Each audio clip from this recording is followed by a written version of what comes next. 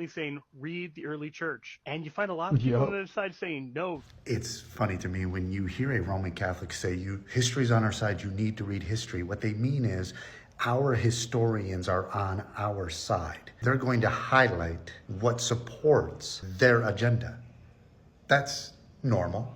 Historians like to do that. When I first went to the South and heard somebody describe the Civil War as the war of northern aggression, I was like, what?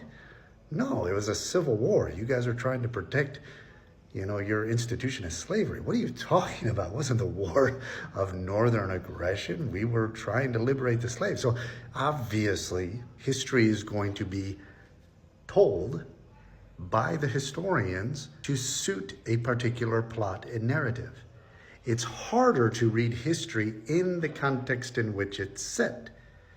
Read history letting the narrative of the events drive the plot. Don't let your plot and your current institution drive the narrative, because then you're going to emphasize the narrative that supports your current situation. Objectively read the Church Fathers, and you will find there's way more nuance to it than that. What you'll find is reading the Church Fathers from the 1st century up to about the 4th or 5th century, they are constantly affirming the supremacy of scriptures, and anything they teach is rooted in scripture, in biblical doctrine, and apostolic doctrine.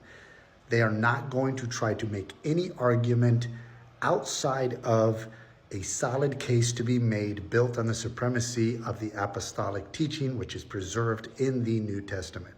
Okay, period. It is not until you reach the 6th, 7th century that you begin to see doctrines and dogmas taking shape that are outside apostolic revelation.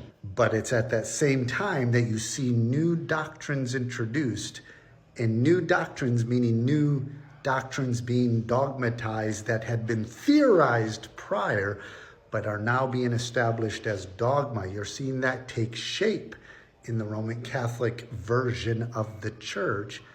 About the same time, you're seeing papal supremacy becoming a more prominent doctrine of that particular political entity. I, as a Baptist, have no beef with the early church fathers. They strengthen my faith as a Baptist. They strengthen my doctrinal conviction as a Baptist. The early church fathers, yeah, that might surprise you.